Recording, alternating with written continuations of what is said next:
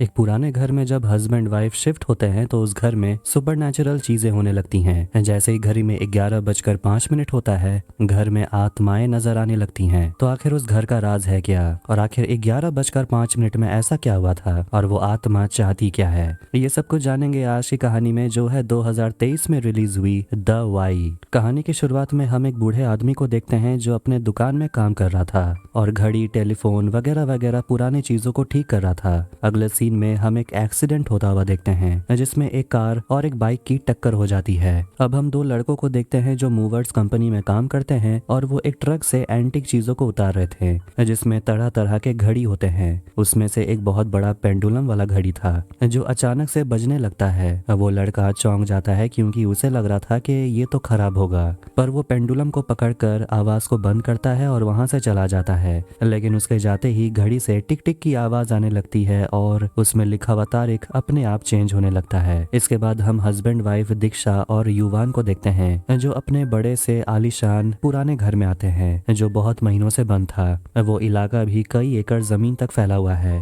बताया जाता है कि एक एक्सीडेंट में दीक्षा के मम्मी पापा की मौत हो गई और ये खबर उसकी दादी बर्दाश्त नहीं कर पाई और इस वजह से उसके दादाजी भी चल बसे। लेकिन दीक्षा की दादी ने उसके लिए 40 एकड़ जमीन और ये बड़ा सा घर जायदाद में छोड़ा है। दोनों उस घर में घूम रहे थे और तभी युवान को दीक्षा के अंकल का फोन आता है जो उसे पूछते हैं कि घर ढूंढने में दिक्कत तो नहीं हुई, और वो युवान को बताते हैं कि बिजली वहां पर आते जाते रहती है और उसे ये भी कहते हैं कि सुशीला नाम की एक माली रहती है वहां पर, उसे साफ सफाई करवा लेना। दीक्षा वहां अपनी दादी की तस्वीर देख रही थी, तभी अचानक वहां पर सुशीला आ जाती है। दीक्षा को वो चाबी देती है और कहती है कि घर की साफ सफाई हो गई है, लेकिन तभी अचानक लाइट फ्लिकर करने लगती है जिससे सुशीला डर जाती है। इसके बाद हम युवान के एक दोस्त अभी को देखते हैं जो ऑनलाइन शॉपिंग कर रहा था और वो अपने दोस्त को एक सोफा गिफ्ट करना चाहता है, लेकिन पता चलता है कि सोफा खरीदने के साथ साथ उसे एक और एक्स्ट्रा गिफ्ट मिलने वाला है, और वो भी एक एंटिक घड़ी। और ऐसा गिफ्ट कौन छोड़ता है। अगले दिन उनके घर का सारा सामान पहुंच जाता है और वही मूवर कंपनी उस घर के सामान को शिफ्ट कर रही थी और हम उसी कंपनी के दोनों लड़कों को हमने पहले देखा था। दीक्षा अपने घर में पूजा कर रही थी और वो एक दिया जलाती है, लेकिन जैसे ही वो लड़के घर के अंदर वो बड़ी पेंडुलम वाली घड़ी लेकर आते हैं तो दिया बुझ जाता है जिससे दीक्षा परेशान हो जाती है। उसे लग रहा था कि हवा के वजह से ये सब हुआ होगा। रात के समय अचानक फिर से लाइट में गड़बड़ी दिखना शुरू हो जाती है, लेकिन दीक्षा और युवान सोए हुए थे इसलिए उन दोनों को पता नहीं चलता। अगले दिन अभी युवान से मिलने के लिए आता है और वो दीक्षा के बनाए गए खाने की बहुत तारीफ करने लगता है। वो खुद भी एक शेफ है, लेकिन उसे दीक्षा के हाथों का खाना बहुत पसंद आया। बाहर आते ही युवान और अभी बात कर रहे थे और वो युवान से पूछता है क्या तुमने दीक्षा से वो बात बताई। युवान कहता है नहीं तो उसका मूड और खराब हो जाएगा। दीक्षा घर का सामान अनपैक कर रही थी और गलती से उसे एक शो पीस गिर जाता है और वो टूट जाता है। तभी उसकी नजर जाती है बड़े से पेंडुलम वाले घड़ी पर और उसका कवर खोलकर वो घड़ी को देखने लगती है। वो चाबी लगाकर घड़ी को स्टार्ट करती है और कुछ अजीब आवाजें आने लगती हैं। घड़ी में एक छेद भी था जिससे लाइट निकल रहा था और दीक्षा करीब से जाकर देखने की कोशिश करती है तो उसे कुछ भयानक नजर आता है और वो बहुत डर जाती है। किचन में कुकर आवाज करने लगता है और जैसे वो कुकर को बंद करने जाती है वहाँ उसे कोई नजर आता है जिसे देखकर वो बहुत डर जाती है और बेहोश हो जाती है। रात में एक फैमिली डॉक्टर आते हैं और दीक्षा का चेकअप करते हैं और पता चलता है कि कुछ महीनों पहले एक कार एक्सीडेंट हुआ था जिसमें दीक्षा को सिर में चोट लगी थी और इस वजह से दीक्षा अब बोल नहीं पाती। डॉक्टर कहते हैं कि दीक्षा को एक साइकियाट्रिस्ट की जरूरत है। पुणे में एक साइकियाट्रिस्ट है और डॉक्टर उस साइकियाट्रिस्ट का नंबर युवान को दे देते हैं। सुबह में दीक्षा रेस्ट कर रही थी और तभी उसके सामने एक भूत नजर आता है। दीक्षा उस भूत के करीब जाती है जिसके बड़े बड़े नाखून भी थे और वो दीक्षा को अपने साथ जंगल के तरफ लेकर चली जाती है। वहाँ वो घने धुंध के अंदर चली जाती है और उसका आंख बिल्कुल सफेद हो गया था। वहाँ वो अपने सामने वही पेंडुलम वाला घड़ी देखती है, लेकिन पता चलता है ये तो बस उसका बुरा सपना था।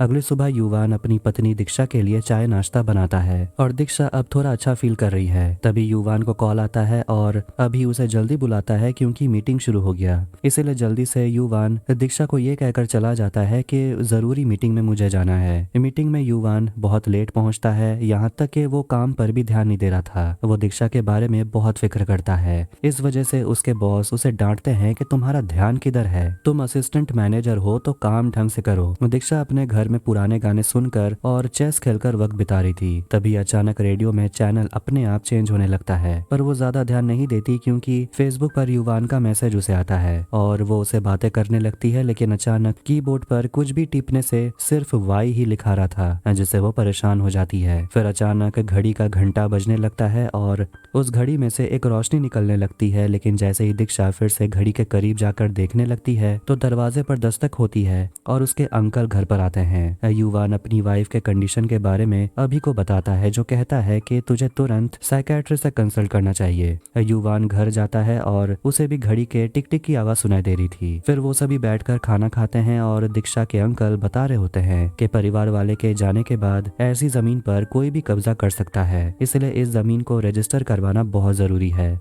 और उसके लिए दीक्षा का सिग्नेचर लगेगा। अब आधी रात में जब सभी सो रहे थे तो अंकल जाग जाते हैं क्योंकि घड़ी में से वही धुन बज रही थी और उसी रात दीक्षा के अंकल पर कोई हमला करता है। और जब सुबह होती है तो युवान दीक्षा के अंकल को जमीन पर पड़ा हुआ देखता है और सामने एक लिक्विड गिरा हुआ था। उसे लग रहा होता है कि शायद अंकल फिसल कर गिर गए होंगे। सुबह बात करते वक्त युवान पूछता है कि आखिर आपके साथ हुआ क्या था।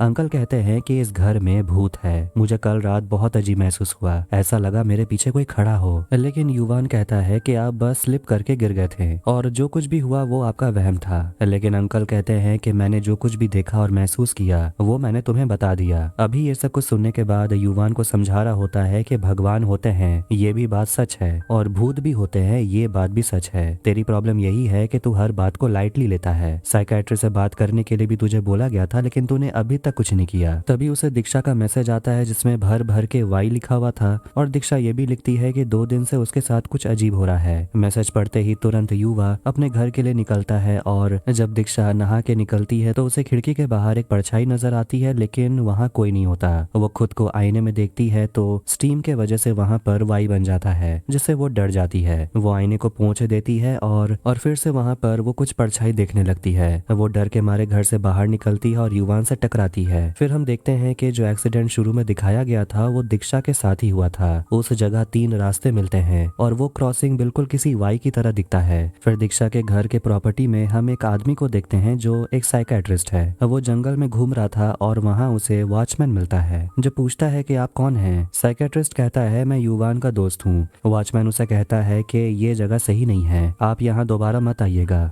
साइकियाट्रिस्ट दीक्षा को ठीक करने के लिए आए हैं और डॉक्टर और युवान बात कर ही रहे होते हैं। तभी युवान को दीक्षा के अंकल का कॉल आता है और वो सिग्नेचर के लिए दीक्षा को बुलाना चाहते हैं लेकिन युवान कहता है कि अभी वो नहीं आ सकती, उसकी तबीयत ठीक नहीं है, वो कल बेहोश हो गई थी। अंकल कहते हैं मैंने पहले ही कहा था उस घर में भूत है, तुमने सुना कहाँ। डॉक्टर ये सब कुछ सुन लेते हैं और पूछते हैं कि वो कह रहे थे कि इस घर में भूत है। युवान कहता है कि ऐसा कुछ नहीं है, वो किसी चीज को देखकर डर गए थे। डॉक्टर कहते हैं कि मुझे दीक्षा का मेडिकल रिपोर्ट चाहिए और हो सके तो घर में सीसीटीवी कैमरा लगवा लो। फिर उस रात में देखते हैं कि अचानक से दीक्षा जाग जाती है और वो अपने पति पर हमला करती है लेकिन ये तो युवान का बस डरावना सपना था।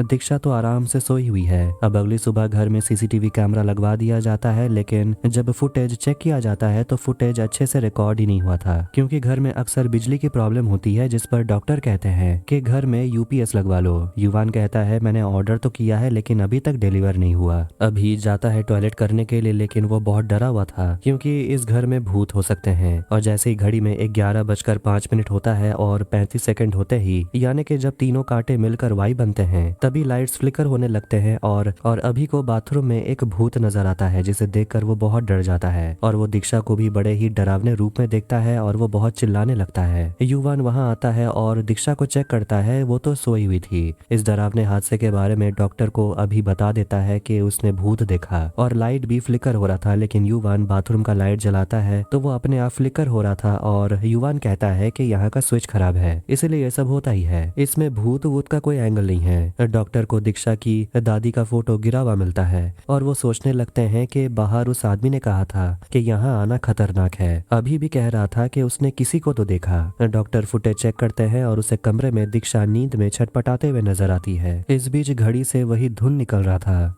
डॉक्टर दीक्षा को जाकर चेक करते हैं और देखते हैं कि वो सिर दर्द के मारे तड़प रही थी और फिर अचानक से दीक्षा सो जाती है और डॉक्टर टाइम को नोट करते हैं 11:05। डॉक्टर युवान को बताते हैं कि ये जो कुछ भी हो रहा है वो दीक्षा से कनेक्टेड है। वो दीक्षा के बारे में सब कुछ जानना चाहते हैं। युवान बताता है कि वो एक अनाथ है और वो आश्रम में पला बड़ा। उस आश्रम में दीक्षा भी रहती थी। दोनों एक दूसरे के बहुत अच्छे दोस्त थे और एक दूसरे के बिना नहीं रह सकते थे। दोनों चेस खेलने के लिए बैठते हैं और युवान कहता है कि तुम मुझसे जानबूझकर हार जाती हो। और देखते हैं कि बचपन में दीक्षा बोल पाती थी और वो दोनों फिर वादा करते हैं, लेकिन ये वादा क्या करते हैं ये नहीं दिखाया गया। अनाथ आश्रम में एक कपल आते हैं और उनकी शादी के 8 साल हो चुके हैं, लेकिन अभी तक उनका कोई बच्चा नहीं हुआ और ये उनके बुरे कर्मों का असर है। पता चलता है कि वो दीक्षा के माँ बाप हैं और वो अब अपनी बच्ची को लेने के लिए आए हैं, लेकिन दीक्षा रो रही थी और कहती है कि उन लोगों को मेरी परवाह नहीं है और वो अब मुझे लेने के लिए क्यों आए हैं, मैं नहीं जाऊंगी। लेकिन युवान उसे अपना वादा याद दिलाता है कि तुमने मुझसे वादा किया था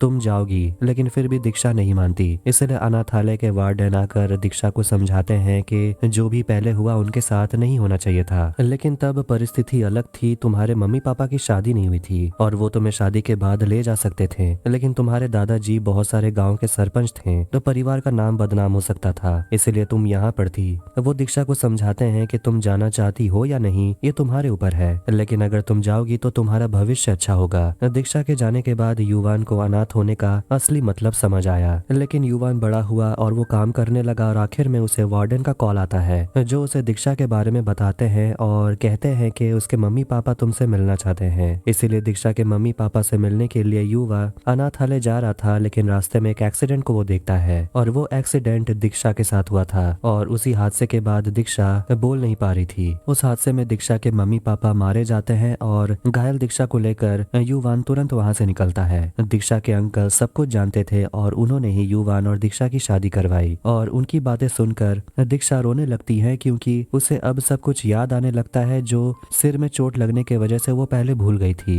वो फिर से बोलने की कोशिश भी करती है जिससे युवान खुश हो जाता है और दोनों का रिलेशनशिप दोबारा से नॉर्मल हो रहा था, वो भी बिल्कुल पहले की तरह, और वो हंसी खुशी वक्त बिता रहे थे। डॉक्टर भी खुश है कि दीक्षा का हेल्थ इम्प्रूव हो रहा है, लेकिन फिर जैसे ही घड़ी में 11:05 होते हैं वही धुन बजने लगता है और सिर दर्द के मारे दीक्षा तड़पने लगती है और जैसी आवाज बंद होता है दीक्षा नॉर्मल हो जाती है। जब अभी उस घड़ी को देखता है और कहता है कि मैंने तुझे एक गिफ्ट भिजवाया था और उस गिफ्ट के साथ एक और गिफ्ट मुझे ऑफर हुआ था, लगता है ये एंटिक घड़ी वही गिफ्ट है। फिर वो इस घड़ी के बारे में पता करने लगते हैं कि आखिर ये घड़ी कहाँ से आया और उन्हें पता लगता है कि ये घड़ी पहले एक फैमिली के पास था और उस फैमिली की तस्वीर देखने के बाद युवान कहने लगता है कि ये तो वही परिवार है जो उस एक्सीडेंट में मारे गए थे जिसमें दीक्षा के मम्मी पापा की भी मौत हो गई थी। उस एक्सीडेंट के वक्त युवान वहां पहुंच जाता है और अपनी दीक्षा को लेकर वहां से चला जाता है, लेकिन वो दूसरा परिवार जिसका भी एक्सीडेंट हुआ था वो औरत विद्या जिंदा थी